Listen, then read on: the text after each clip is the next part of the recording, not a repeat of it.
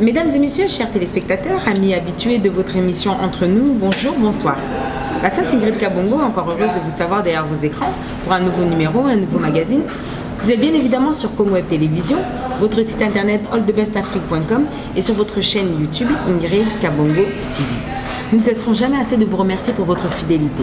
Présentement, à Los Angeles, la Sainte Ingrid Kabongo s'est dit qu'elle ne peut pas rentrer, même si elle était en vacances, sans pour autant vous recueillir un artiste qui a fait la pluie et le beau temps. Il a eu à parcourir le Wenge, il a eu à parcourir le quartier latin et à embrasser une carrière solo. Et il nous revient ici dans votre émission parce que la Sainte Ingrid l'a cherché et l'a trouvé. Sans plus tarder, je vais donc l'accueillir car il n'est tout autre que Sheila Mputu. Sheila Mputu, bonsoir. Bonsoir Ingrid. Nalimbisa mingi. Sheila Mputu nalimbisa. Eh ben. Nalimbisa titolondole. Chantal Mapana nalimbisa. Nalimbisa. Mama nalimbisa. Marquis Malou Kidiani nalimbisa. Eh bien, il nous commence déjà d'entrée de jeu à Banyo Yemba déjà. Donc c'est pour vous dire les étoiles du quartier latin. Cette série continue aujourd'hui, c'est autour de Sheila Mputu à Los Angeles, sans oublier. Merci beaucoup. Comment vas-tu? Ah, ça va bien, ça va bien. En forme, bonne santé? En bonne santé. Heureux d'être avec nous dans notre émission Entre nous? Si, je suis vraiment très content d'être ici là, entre nous. Kasbar Bortalon a comme MDTV dans Gabriel Chabani Record. Ah, vous avez Gabriel Chabani Record, on a passé par Moté Belé, vraiment là-bas. Moi, ça a vrai nani. Willy Kaimbe. Willy Kaimbe, on a passé par Moté Belé, vraiment. En tout cas, on est ensemble. Ok.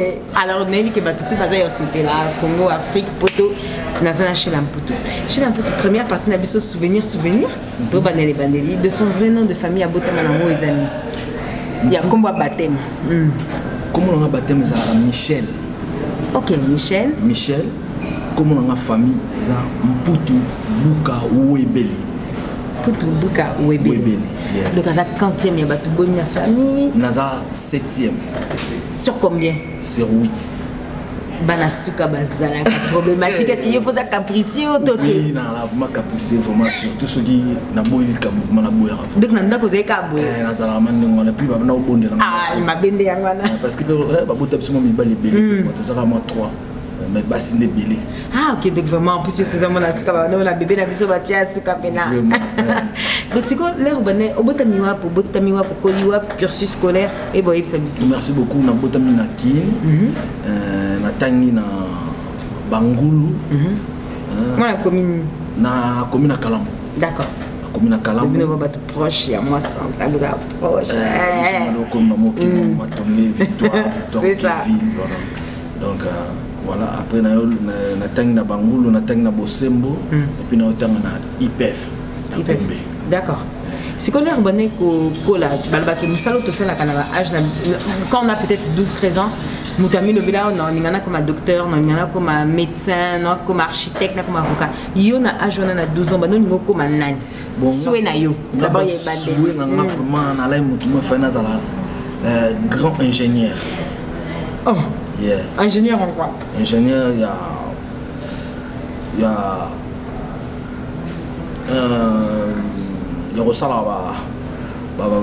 bon, avoir ce titre seulement, il y a ingénieur. Oui. Donc, oui, c'est vrai qu'à 12 ans, tu es bagana nouté. Je préfère ingénieur parce que c'est un anneau là. Un anneau touche à tout. On a montré.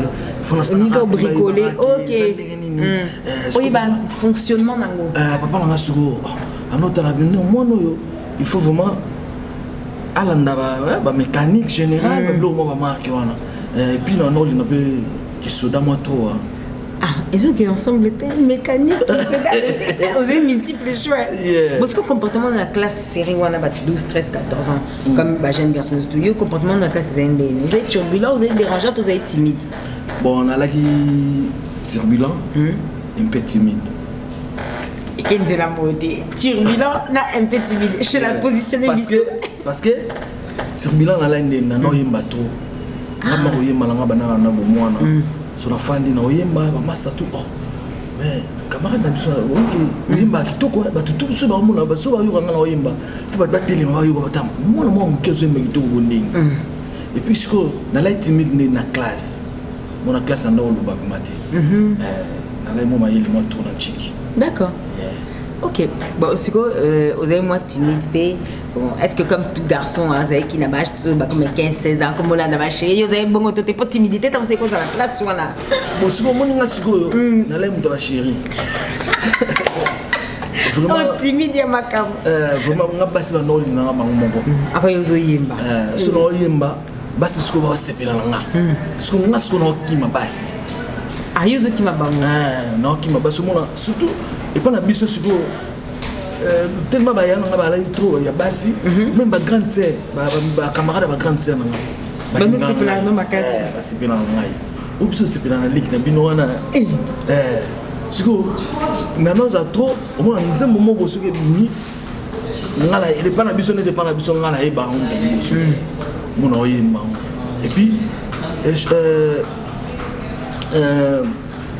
et là, ça est plus grave des années. Mais ça va misser, il faut pas la qui s'est né en côté de la guitare pour la maintenant, la qui s'en a dit. Après, ah, d'accord, ok, chanter sur la voix, mettre sa voix sur la guitare. Si on a eu un garçon à Kati, on a déjà un d'accord. Non, il s'est mis la guitare, il va mettre déjà la guitare au Yembi, non. Mais tu dis que tu as une série à la tu as une série papa taboulé ya tete bolingo ekabonye onaliwa macholinga na misobato mama naloba nini na mboka awayoke liwa na ngai yakoki mama oh voilà félicitations. Mais si que par exemple Nandaku, est-ce que le comportement nous est dans la classe, il y a moins dérangeur, en même temps timide, en même temps bah chérie balingaka makima. Est-ce que Nandaku vous avez attitude non avec bah décoller zende? Parce que attitude non Nandaku nalai mutumo na bitinda te. Ben c'est comme ça compliqué. Na bitinda te surtout nous zama msubo le ma tourne il faut qu'il moi machine que ni ka fufu. Il faut na bouder.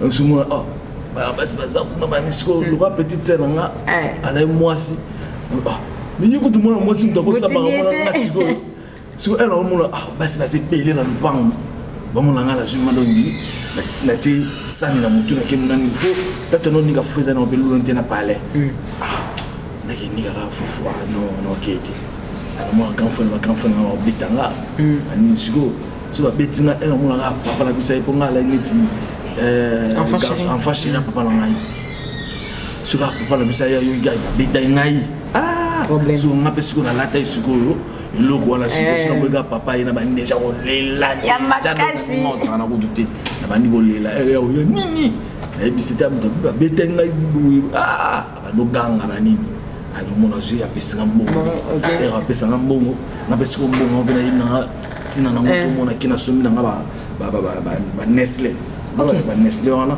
so même ba sardine mon enfant na mama sanga to dame ba sardine mama pa to fa to dame parce que to dame bon nga mama na bandi oyemba ena bandi oyemba so na grand frère na nga mo boye ti lelo na pese ko ba mbota to vena nga mo comme bachelier azana gombe wana bana yebike ba tebela ba gombe wana ba yebi bachelier fiona siko yende siko na ko encourager ngai abi dans la famille, dans la musicien, dans la star. Un jour, maman a dit bino. Et Kokisama. Et puis Kokisama. Ce qu'on a vu là, c'est qu'on a parlé. On a négligé. Mais par rapport justement, il y a l'éducation, nous les Africains, nous avons. Avant même que tu commences la question, il y a que vous réalisez que vous êtes comme artiste réellement. Est-ce que vous avez commis le bâti peut-être na koko la parents est-ce que babazala qui capable de dire que au comment la musique, sachant que ma famille, la biso Congo balinga kangote. Attaque tout mon qui est-ce que vous réagissez comment quand tu l'es réellement devenu? Vraiment, les bananes nini. Moni na ba yolo na biso wana. Parce que na koli, na même bakata na banchiki. Et pas parents. Papa na biso, maman na biso akufi. Pour mutano linga vraiment qui moi mukiki na sa musique za maman na ngai. Balemisa kaka. Papa vraiment atikala jamais. Il a besoin il faut na tanga pour la réaliser rêve na o ya besoin parce que ana mona ki moi un jour ça m'a solo mo ya bien na muki vous comprenez. Si vous êtes au cola, maman la papa va ça divorce. Mon biso za baba na oyo baza frappé dans le divorce. Il a pas choc. La lingarité vraiment ba histoire va divorce surtout dans ma famille. Ça a bien été. Si vous papa na maman ba kabona vie. Si vous place ma passe ya banda. Tu vous comme si vous on est tout vivre dans ma palais. Tout le monde vivre ce qu'on a ya ba grande sœur. D'accord. Parce qu'on a recours là vraiment moi trop pas grande sœur mal. Tout le monde bien maman Guigui parce que moi ni mon mobali Guigui azali moi azali aimé la famille quoi. Na kola itro panayi na kola siko ba grande sœur ba no linga tiki na sa musique. Mais maman a nem dans no linga. Siko papa azali trop moi sina ya sika. Au moins la chose je me sous maman ne pas no linga tiki surtout qu'il est pas moi sina wana. Au moins allez après siko ceux qui et ça dit que tu n'es pas papa tu n'as pas obata maman après et tu zonga et les gars soit 3 jours 4 jours maman yo yeba ki to kenai ko na comme il était ce problème mais il y a comment normal d'accord après tout mon fan na grande sœur tout mon fan na grande sœur vous on est côté lui parce que il y a musique na mon musique na bana mon avant nga mon bandi to fan na master na ba yolo wana mon na capella très bien capella chez maître Toro parce que vous avez na balabala la ni Toro d'accord parce que vous avez na tinel bon na ciment là on a fait na tona tinel wana ce qu'on a tinel wana on a fait na tona ba master surtout fandi na ce qu'on a zoyimba et non yimba ba master ba c'est ah des photos ça rara n'est-ce pas un jour nous sommes ensemble tout ça en mouvement la biso ce que tu as master mo boy on a bété tout à l'heure que on a bété kita a comment soliste c'est pas un grand-père et puis à comment accompagnateur na maison mère ce sera ton robengaye papa leki mais na nini na maison mère comment robengaye nani a comment c'est qu'on a l'obeso d'accord yeah comment les kimina bou aye abano beta sko guitare oh ayo ce qu'on a yemba mando na juste vraiment la sur la guitare oh a tout le monde yo oyemba déjà nabi non na yemba ti parce que betelo qui te oyemba nabi non quand na yo la musique ne beta na ah et puis yo moza artiste maso to sali coupe na biso comme s'il vous plaît la gamme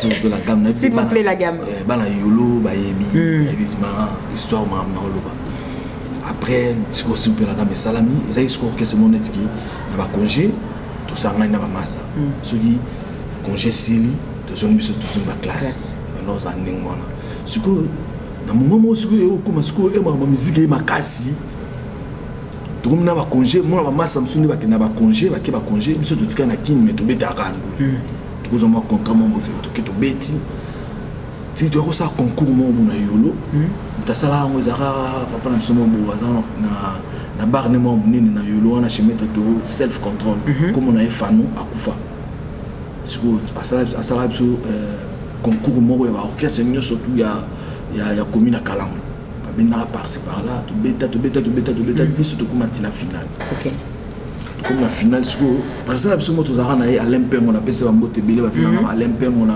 ba Jackie Massamba ba Vekala ba Lyon ba Paris musu ba Jackie Massamba za na Londres Alain Pengo ndaza na Kenya comme na makamna na Kisantu comment occuper na papa na bango pour papa na ngatika ma bele Kisantu ba plantation na nini après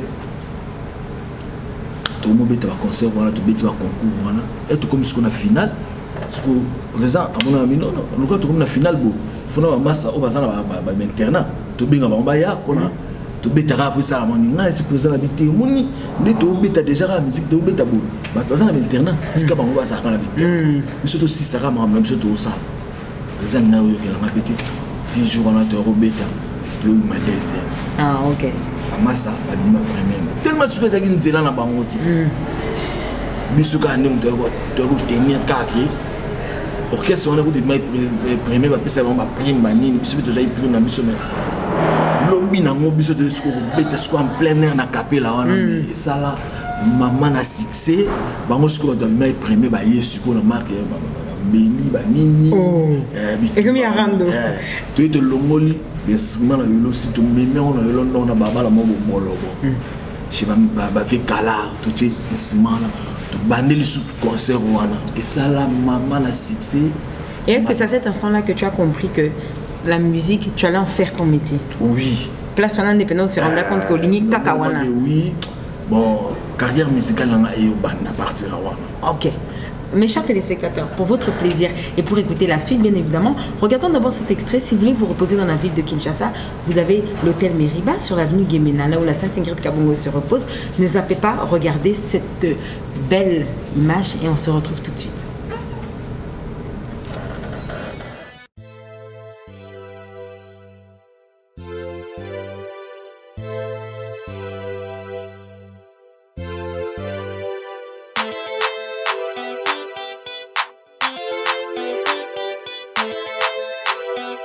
Meriba Hotel, un cadre idéal pour toute catégorie de personnes. Ici chez nous les clients heureux, avec 2 chambres et de luxe, 2 appartements avec Wi-Fi et un ordinateur portable à votre disposition. Une salle polyvalente pour vos fêtes, conférences, réunions, etc. avec une climatisation impeccable. Une piscine pour vos baignades et vos barbecues.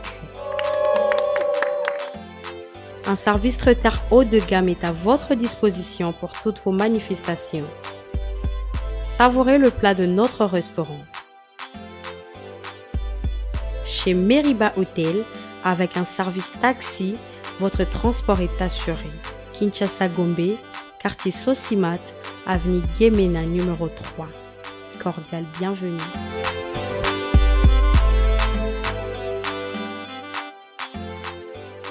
Voilà mes chers téléspectateurs, j'espère que vous avez apprécié ce beau cadre, bien évidemment. C'est dans la commune de la Gombe, je répète encore sur l'avenue Gemena. Chez la Mpoutou, j'espère que non, tu es à l'aise. Quand même, vous êtes à l'aise l'émission. À l'aise au centre. Ok, donc chez la Mpoutou, te revoir et parcours Nayo avant Toko Tassiko, maintenant, carrière musicale. Comment chez la Mpoutou t'es arrivé dans la lumière? Quand je dis comment est-il arrivé dans la lumière, comment est-il arrivé dans le Wengi? C'est une autre question. Bon, moi... je peux rectifier un peu parce que elle a l'homme la super la gamme, la bombe orchestre, n'a aucun empire bakuba. Oui, parce que là, dans une question, il y a comment est-il arrivé dans le Wenge? C'est pour Bandelanga place aux Alaki Tito qui mène à Wenge. Après, elle a bombe super la gamme, maman ça va l'homme, bah qui va continuer à maison mère, bah nini.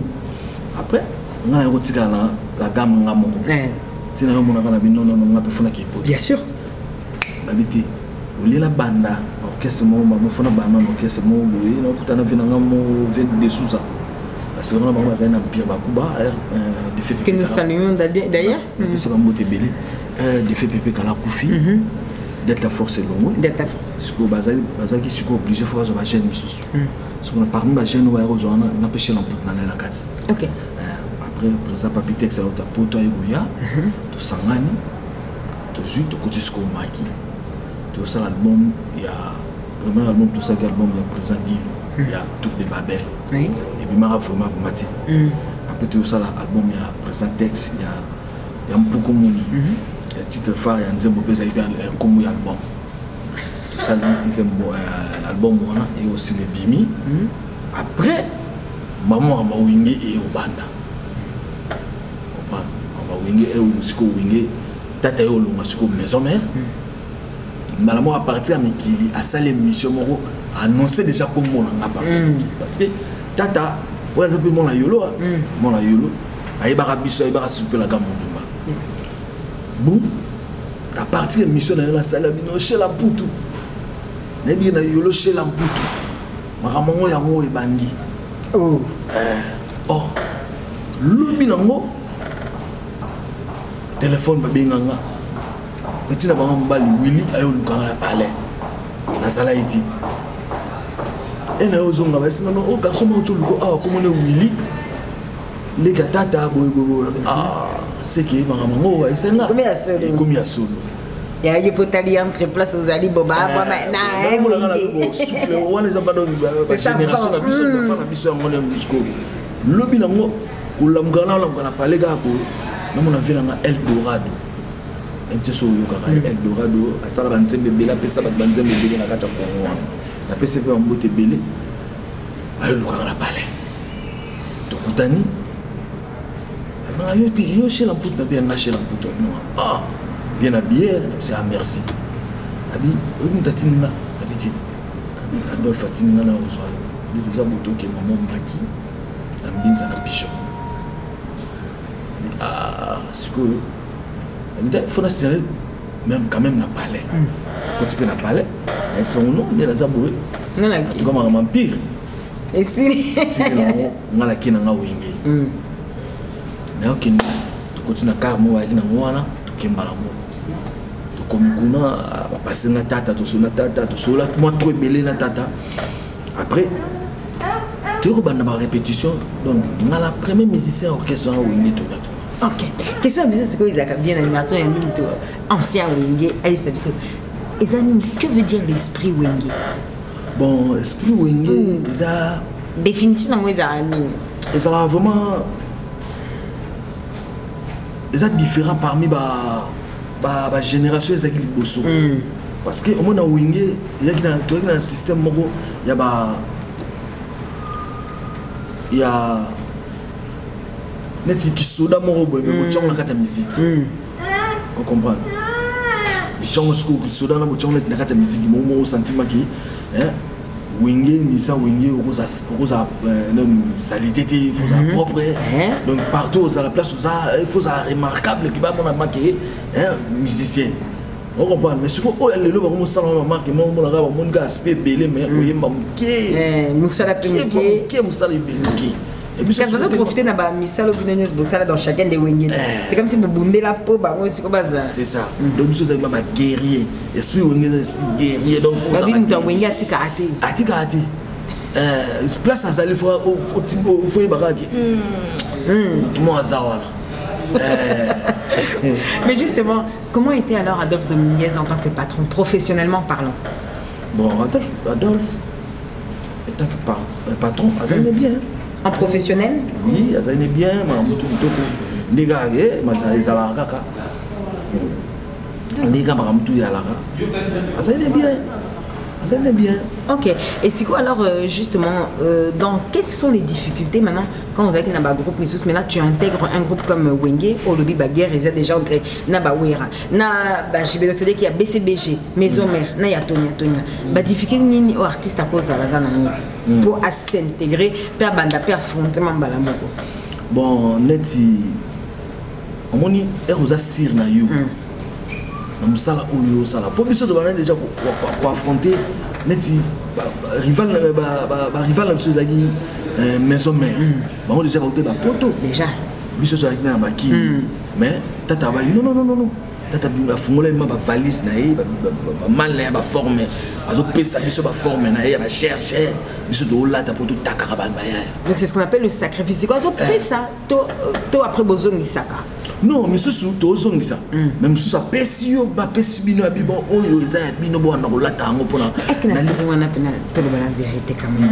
Malgré qu'affrontement mes années, mais intérieurement bino mo boye bagage muninga ni bino parce que akenda ka poto.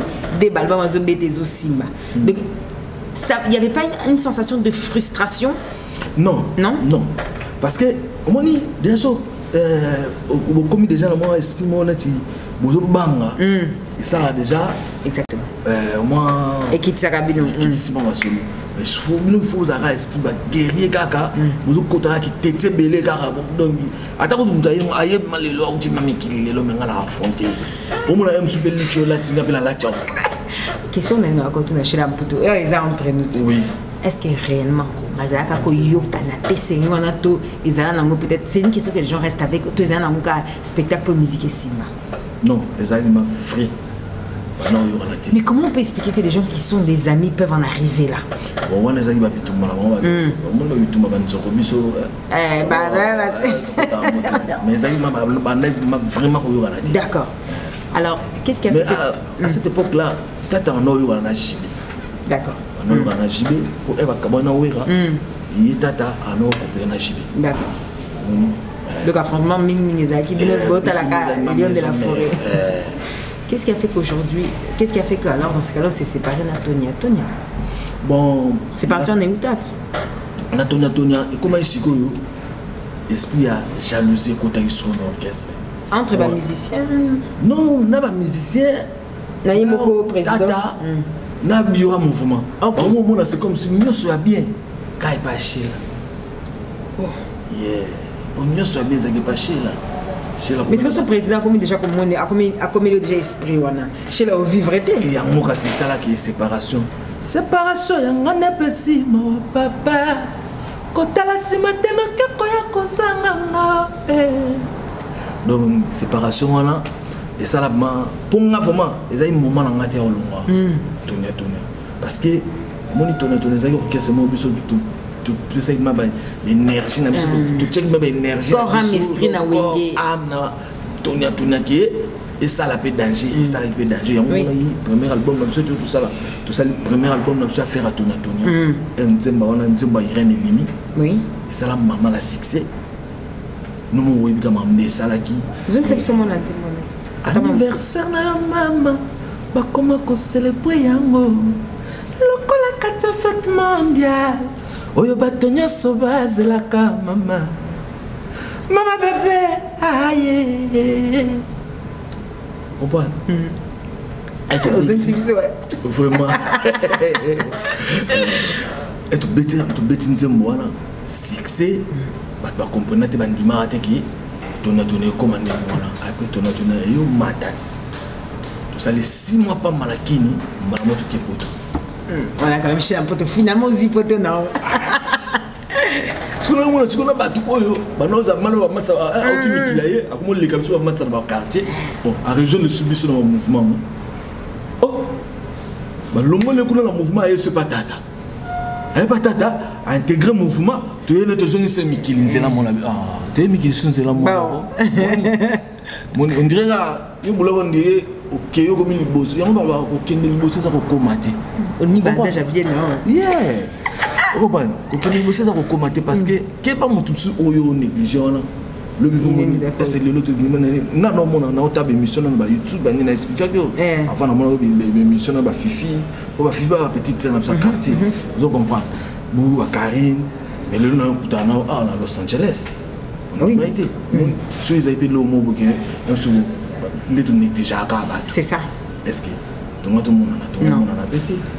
Et ça peut conseiller aux autres dans la vie, effectivement. C'est ça, il y a un moment où ça m'a battu, mais on va négliger à battre. En tout cas, tout ce qu'on a négligé, pour Moutou, c'est mystique. C'est un mystère, mon bon Zambasala, ou à Pessa, à Tchana Katia Moutou. C'est un mystique. Pour moi, la massa, madoni, à négliger, à massa. Mais un jour, massa, on a négligé. Il y a comment on se met le bipa, comment on peut se former. Ok. Alors justement, au lobby qui suite à négligence, suite il y a comportement de jalousie, il y a ex-président Nayo Monique, moyen de révolution à Tonia et Zate. Ndaba longola ngala Tonia.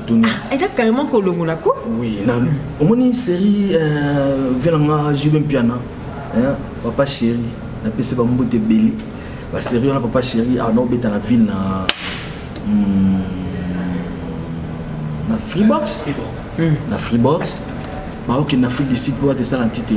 Oui, baclé par entité. Ok, monsieur Sugo de remplacer qui place à Freebox sûrement au bêta chaque dimanche. Tu as au bêta Sugo concert moi samedi dans l'institut supérieur moi ils ont na Kasavu Bouana. Ok. À côté à nini église à Kimbangu.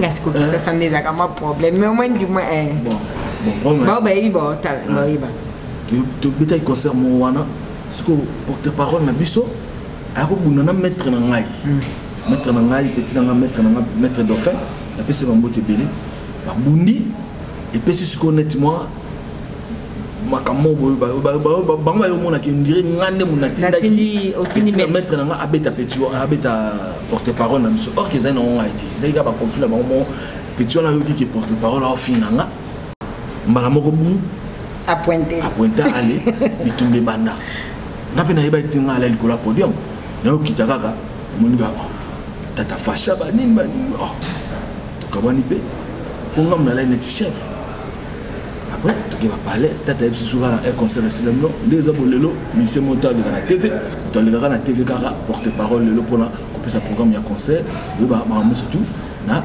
TV comme tu te que nous on parler peut te faire ça n'a pas écouté na la na de émission te na la ko to pongi non mon gars petit on peut te na porte ta chambre oh bila muka nini oh to la ni porte-parole na la TV na bi ke yo olongo mouvement donc ça donc ko ya ko tout donc ba longolo mouvement ah ba longolo mouvement ah bon oh mais bon ça va pas mettre na juste téléphone na benga tata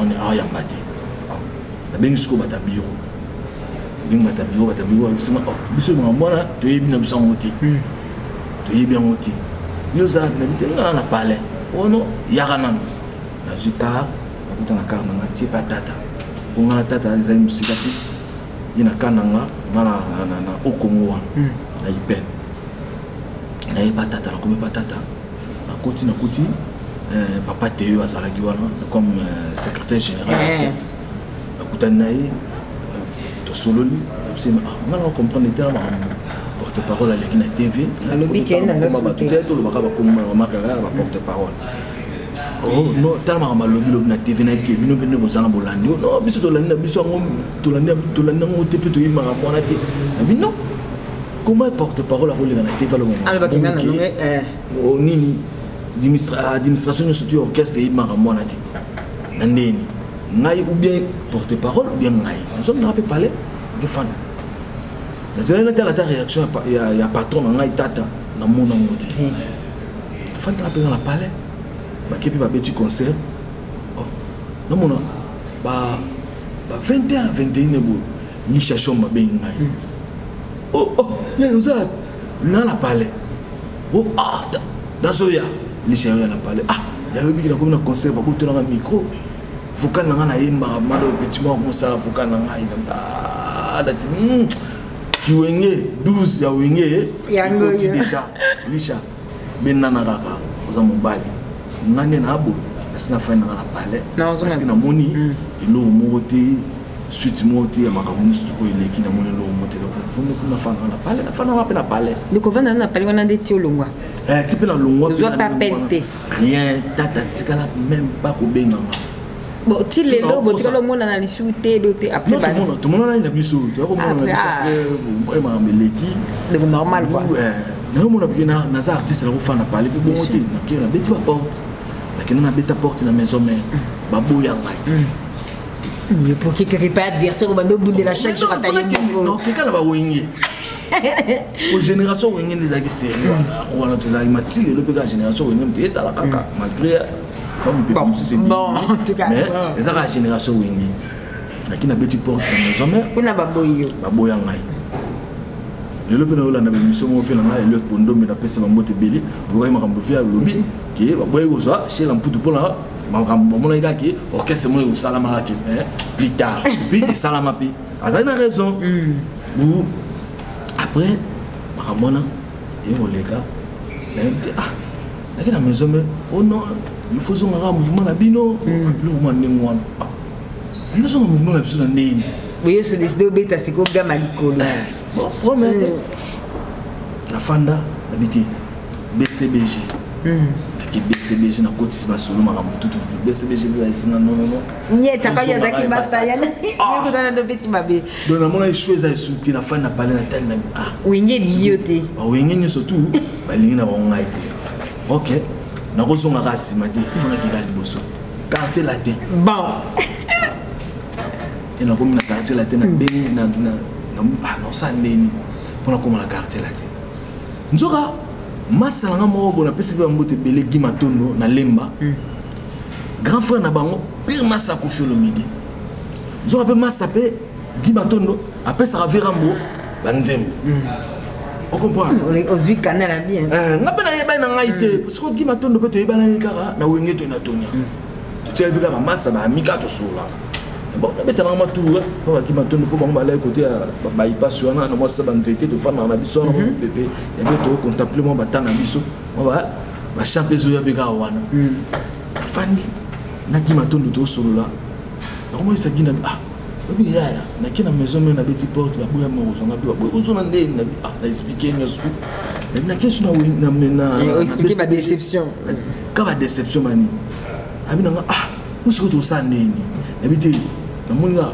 fukaka quartier latin voilà ce que quartier latin za na poto buna soka ngonga boto mona conseil babeti mak tabazoki banini c'est la première saison ba 2004 ba pesi sigoyo embargo na Kofi il fallait ayakini ba tarda ki sumo mukina poto après vieux ya ba gima tondo na masa ya Virambu ayoya kota la père na mon mère là-bas maman masa tout justement vient na biso pin masa ya Rambo basola na R2 za na China tam akia ABC c'est la longue déjà mouvement fa na palais ça c'était bon et solo il y a besoin kota quartier la table bon mais tout solo dans Antoine Kalamingi te so na yebaki menanga na ibse ba zana na mekana ko bengai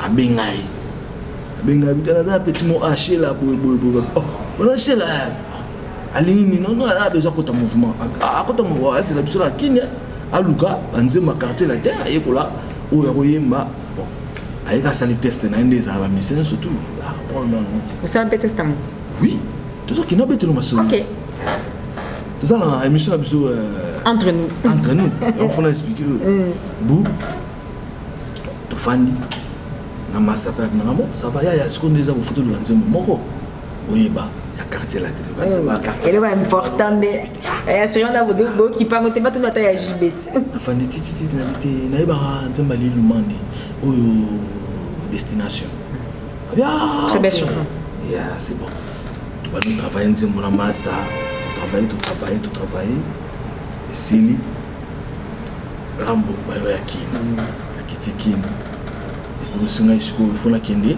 tout dans la vie forcément na benga sko vie apesika numéro vie na bengi vie oh non na la palais ya la palais na yoki na palais chez vie na comme na porte abinanga so comme na porte yipsa mutazana pour annoncer pour la okota na porte na yipsa mutazana na observer vient ta benga on a Michel Ampoudou Michel Ampoudou batika déjà so yibu mokota bakotisima na kotiver afana na payote na mora na kata pale wana na pamna era munga Michel Ampoudou yumte mamuna na bia ngamna mamuna yeba na mamuna na banu mamuna eti bana sila kete mamuna po asana bonga botolinga muna ngana sanga zimbwe aingide shela sanga zimbwe titolonole ngala sanga zimbwe akidiani marquise me petit dans ngai au petit mouvement donc il y a une destination de yokati abina moto petit mouvement na luka tsaso na ngonza yo petit ngoyo na ndoko luka azisko guitar malamoko bando beta siko nzembo siko ya muna na la kisene babeta bando beta ngona bandi koyemba to yemba évidemment déjà boy lobby mouvement ça là on a passé on a ce quartier la terre répété dans ma campagne c'est vient absolument Barli Baron et pas la bango dans ma campagne quartier la terre répété voilà OK ça la test na yo devant public à quartier la terre comme ça ceux qui va dire mieux c'est bon oyemba la moko mais faut ça la lettre na demande parce que président na bino na lo baramato premier na moti parce que parler là qui na sa lettre na demande à quartier la terre tout na ina côté na bio pour ça na jour na pour ça tester aux amours déjà dans la lettre et puis la lettre na pesi vesipo jazz na zeli pe ba massa pe ba yo ya wana c'est on a chef ezaki du cap tout na ba massa tout ba donc ba massa tout ba la ki wana tous les massa ya quartier la terre wana to yela ba to komi bien na komi côté répéter bandi va répéter et puis pourtant on a dit na podium na yo banda na yo manzema ozoyo kanga na kulela palmo pepa yo zalo kangi matoy on a yo et comme il t'a rattrapé c'est légal un jour coquille qu'on a été naïm nzemboana naïmi en tout cas salle ne soit bêta ma beaucoup na banini champ tout ça c'est peut-être nzembo ce que partie préférée on a net chose nga partie na ko sembe la kasto ya bike bolinga ko mama na biblia yango tozo salela linga moninga lokolo milinga kae Angela salama papu Angela salama papu kasi bachaka ya molongo moko tena netete wo restera toujours amour Lili Lumande. J'ai une très belle interprétation, beaucoup. Ouais. De d'abord, mouvement côté. La mogo, ou enflammé sale. J'ai bien vie. C'est la danger. Bon, ça me aussi si maman on a parlé. L'ici. Tomate mon fléri, d'accord, mon fléri. La petite lettre na ngaya. Avec un tour na vesti pour te la moto qui na vesti pour petite lettre na ngaya. Bon, ça va. Oh, ce président na même gol na TV. Allo ba, là ça. Lettre na yo, ni ngwe ça la test na mouvement. On peut na côté mouvement et na côté mouvement, on peut na okuta. On préparer l'album il y a danger de mort. Tozo y a la motte. Avant Tozo y a divisé par des nakombo ça la motte. Chez l'amputo, quels sont les bayamba qui ont bien? Les abafali, les abas Jordan, les abas Soleil, les abas Tunio, c'est pas ça qu'on a bayamba qui ont bien. En tout cas, le logo et salanga mystique na quartier latin, ba masta tout bayamba bien parce que nga tozala déjà bien na bango. D'accord. Donc on kutanaka. Biso na biso na musu kina ba boîte ba nini to kutanaka to solaka. Soleil to nos années quartier mo anosa e ba sirona wa fana yolo to zala montana ko to no kutane sirona mo ba na big star na ba kabosé. Donc to nos déjà au sola déjà. Pour VDF bien vient en vraiment. Qu'est-ce qui change dans le... Toi qui étais habitué, qui était un wenge, c'est pas comme un wengeman. Le gars, c'est un wengeman, au yoko, t'as ce qu'on a quartier latin. Et là, on a qui de différent, on a ma mentalité, peut-être, ou bien un agissement. Qu'est-ce qui est différent entre quelqu'un de wenge et de quartier latin? En tout cas, toute une question, mon tout vraiment. Moi, dans quartier latin, ils ont ça là. Avant tout le travail.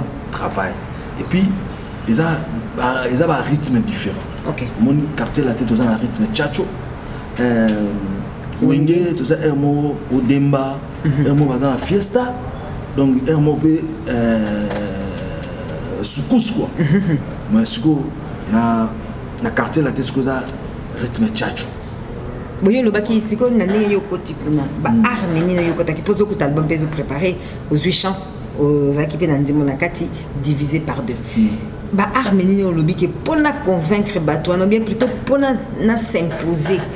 Ba armeni na obim ça yo secret les aïni bon ma arme on a bim ça yo zaigara travail nanga et puis na rodie milanani pour celui-là ba massa vraiment e ba monique ma soleil ma casse chez la plus grand chanteur ba massa ba déjà muta wenyaza muta face ba talaka biso wenge to kutana faire pe kuna donc on a tourné na faire ya biso bana wenge yani mangonge ya la banini mais ba massa balingo tika micro te ngala ko siko bien bela siko album ya vie ya monde arabe bini vocal au dakumuda le là comme pasteur na pese ba mbote belé vraiment massa Christian na pese ba mbote belé vocal la sala na pomme verte batumbala kanzamba beka makilanga la batumbala ya kokauka etole fana kana musika da komuda salonya on la katela musika te mama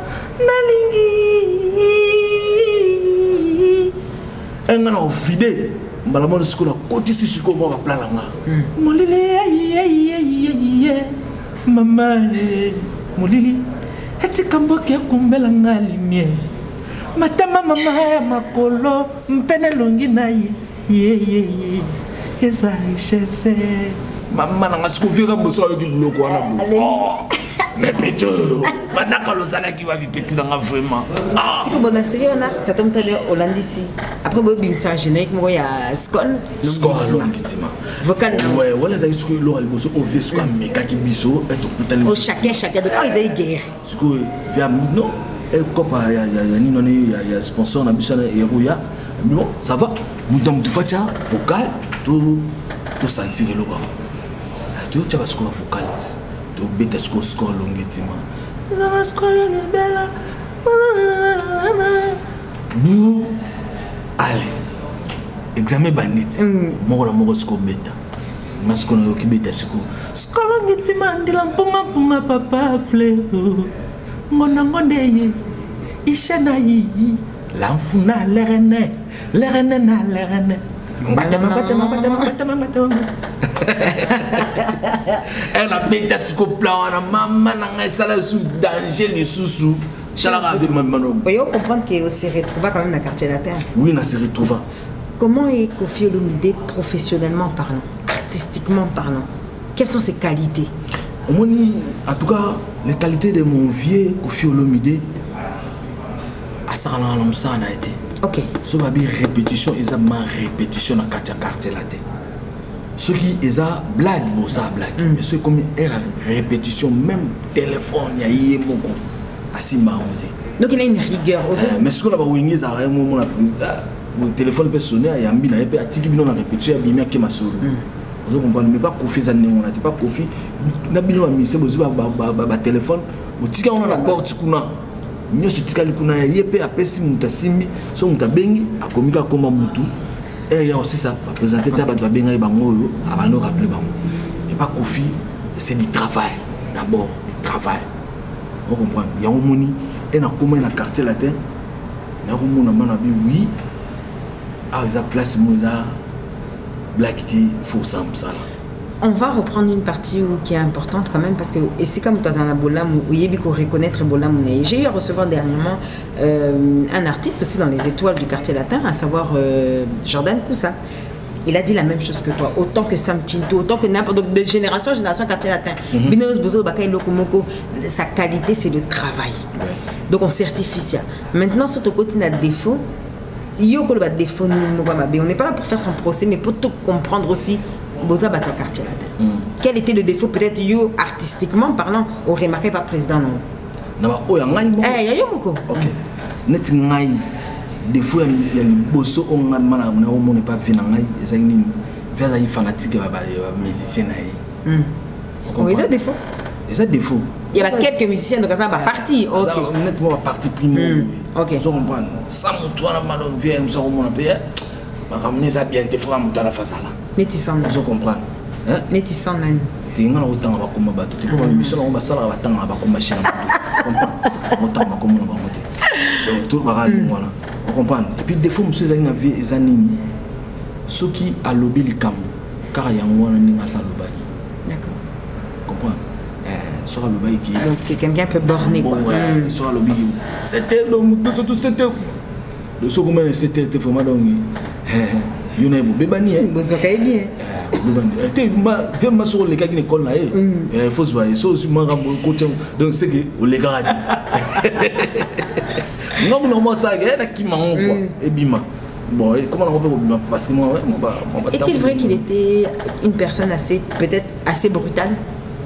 Oui, assez brutale vers aux amours te pou aux amours conseil bani azo abimina ni na vestiaire oya ke ba ko zabe bolite oh ko za bolite ko mais ba bolite ba marque ba blague mais yo mo na mo blague mais ke ba ko zo place mo ba be pe bo kan ngai pepe mais faut ça rapide faut ça rapide donc ça va marquer mon moi marquer mon lieu ça nous ba blague mais c'est normal mais pour clôturer pour son chapitre à lui quand vous avez vu le coup de pied qu'il a balancé à une de ses danseuses vous n'étiez pas choqué alors solo biki non on a choqué même na sala on même émission mon na sala na confrère na yo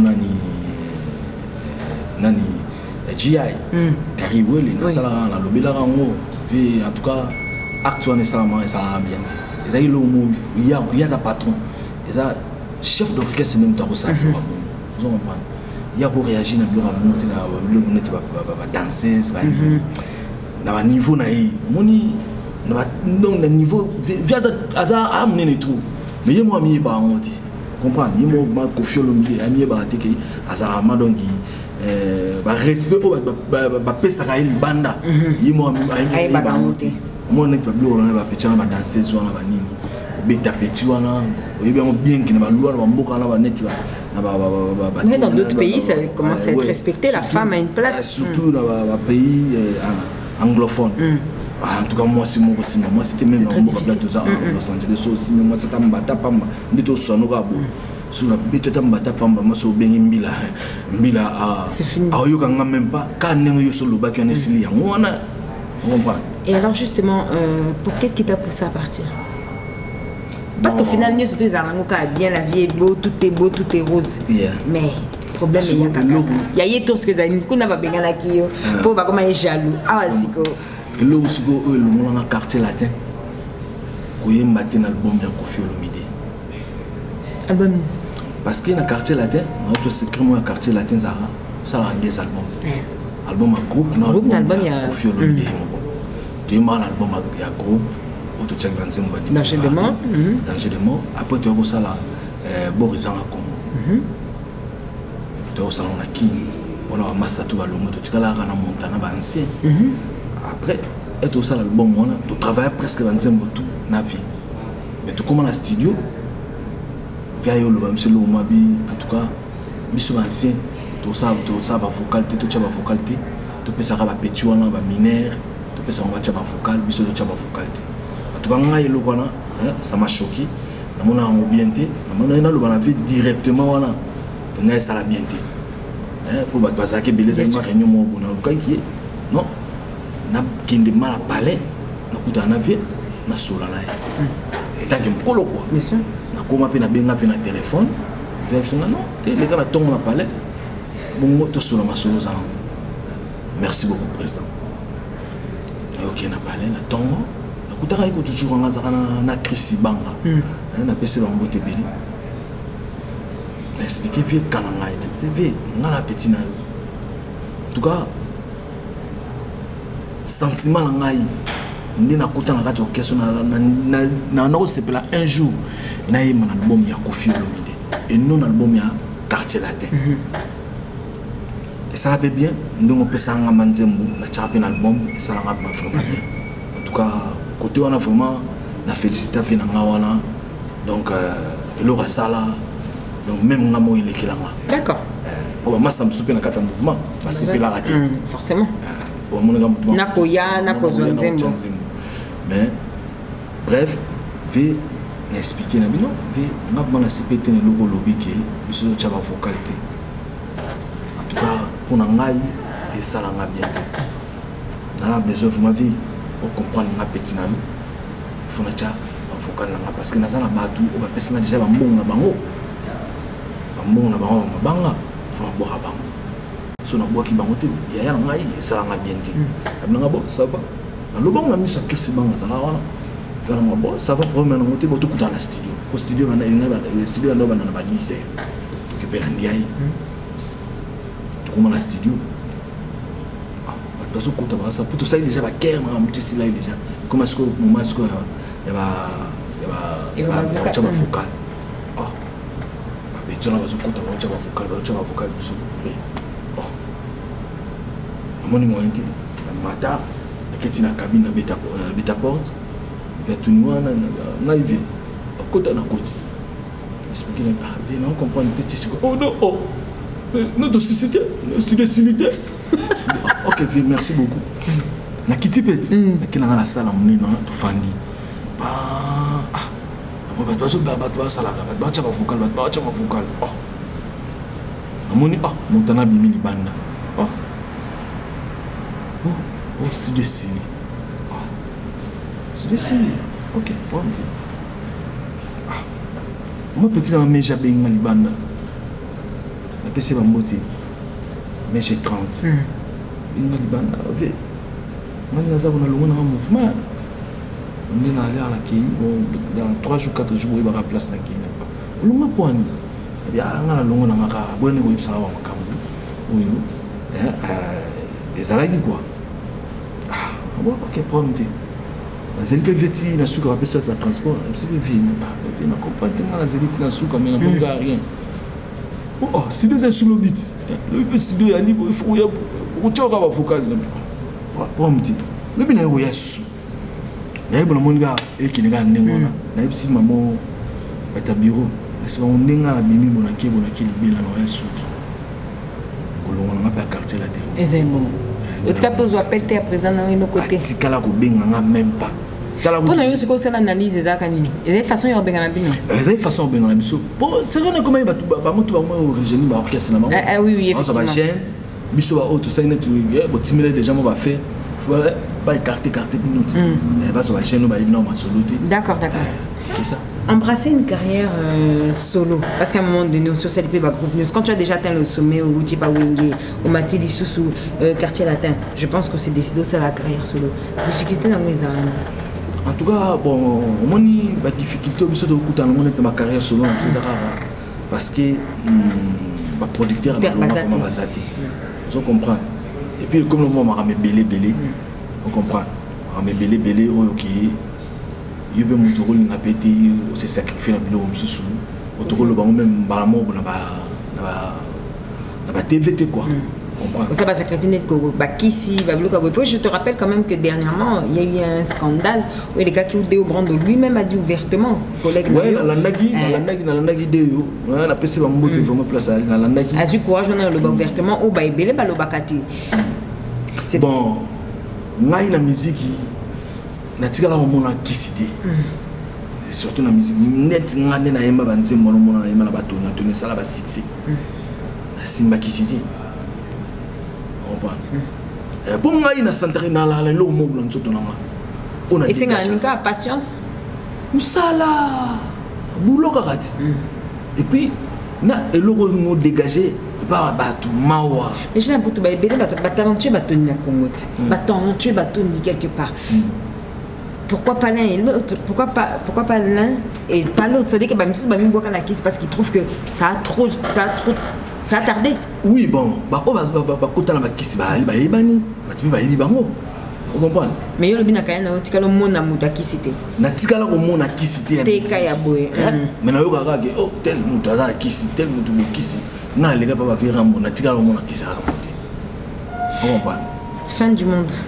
Avec Feli Tyson et Fali Poupa. C'était pour F Victime, hein, si je ne me trompe pas. Yeah. Cette idée est venue d'où? Bon, vous n'avez pas la MO Fali. C'est quand même bien pour garder une bonne relation. En tout cas, Bisso vraiment, Bisso n'est surtout ancien, dans le quartier latin. Bisso tout format de sourire. Est-ce que tu penses que, bon, je vais pas, c'est la question à Zouate, il y a eu quel n'a pas si, mais le fait qu'on était tous ensemble, mais peut-être l'un réussit et pas, et l'autre tâtonne encore, et soit Kateto, Ninité, non? Non, il y a, bon, ceux comme soit comme ce qui m'était ma bé. Bien sûr. Vous comprenez? Pour hier, ça m'a ramené à Vinaye, où il y a un la Vinaye, Zahim Tanima. Il y a des gens on dit que la musique nigérienne est comme on dit et la musique nabiso. Pour venir au bon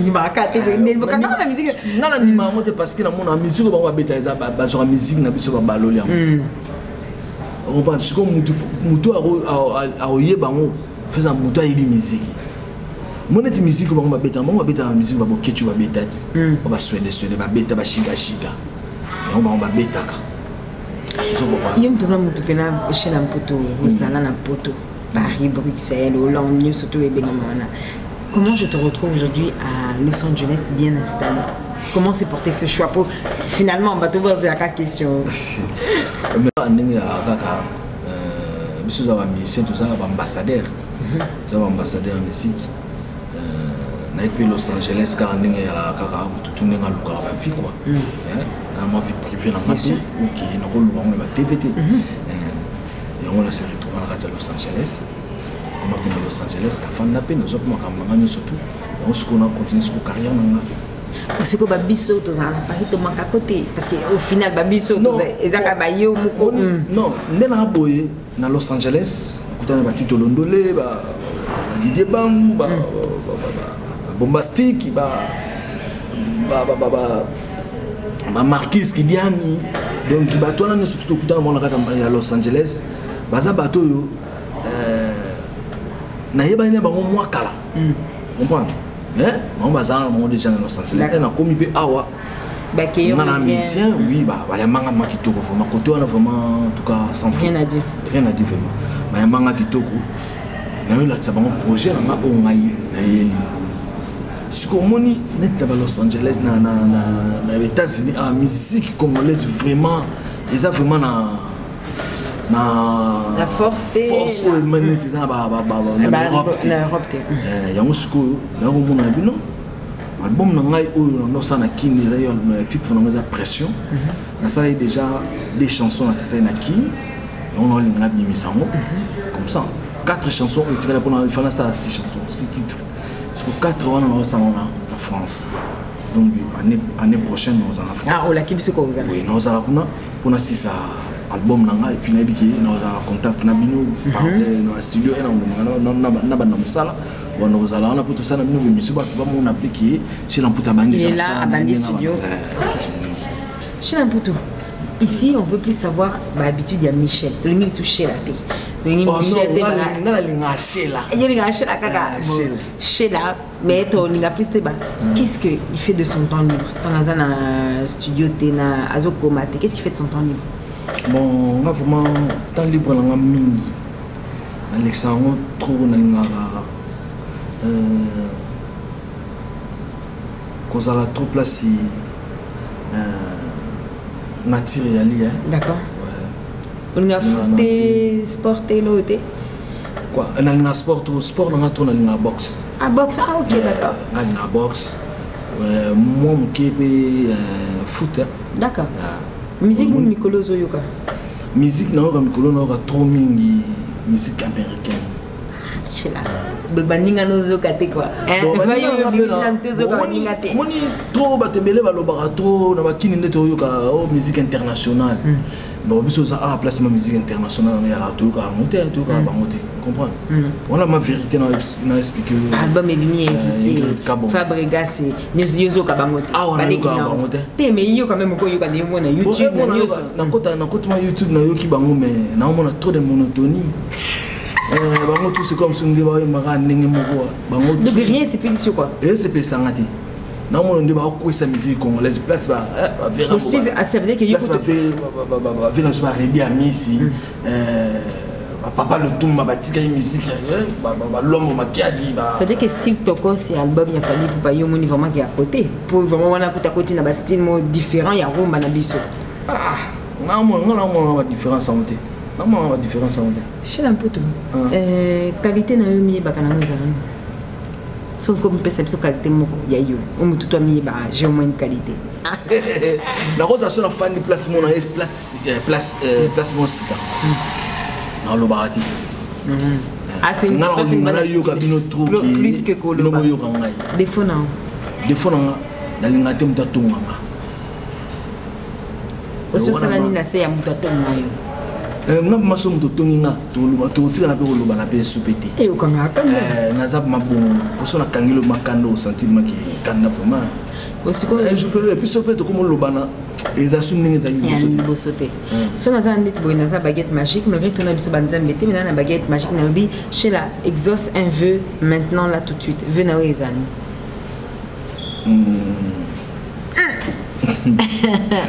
et le bitro ça va casser le va venir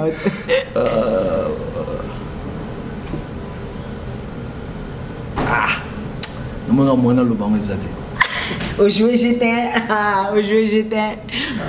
pourquoi le m'a fait que na venir ngeza comme ebonga ah kayot donc yo venir ya wana te na bité so lebi pas so biso ba net ngai congolais lo kola ngai on a za na pona mboka na ngana on dit matin pona mboka to ya boye ezaka to ya osala qui esclave karate mais va changer un système et changer quoi mais tout ça n'a pas avec ça esclave karate toujours on comprend na ba mboka place to et bon préféré esclavage au Kenya mboka na bino tu sais comment net nga bo souci nga lango mboka na biso be bonga on comprend ata yo bonga lango na ndinga danger mathématique moi change mes à la paix mon monde social moi bien normal au sentiment qui est ba Cédric so ba kini ba monument qui ba yepeki sasa neza ki ba omona ba fana koto o comme be côté moko boya côté na bino ba to sentiment qui ta nga ta monument trop quand même OK no mboka ba ninga au sentiment qui ata les africains ata les Afrique mais au sentiment qui moi système moi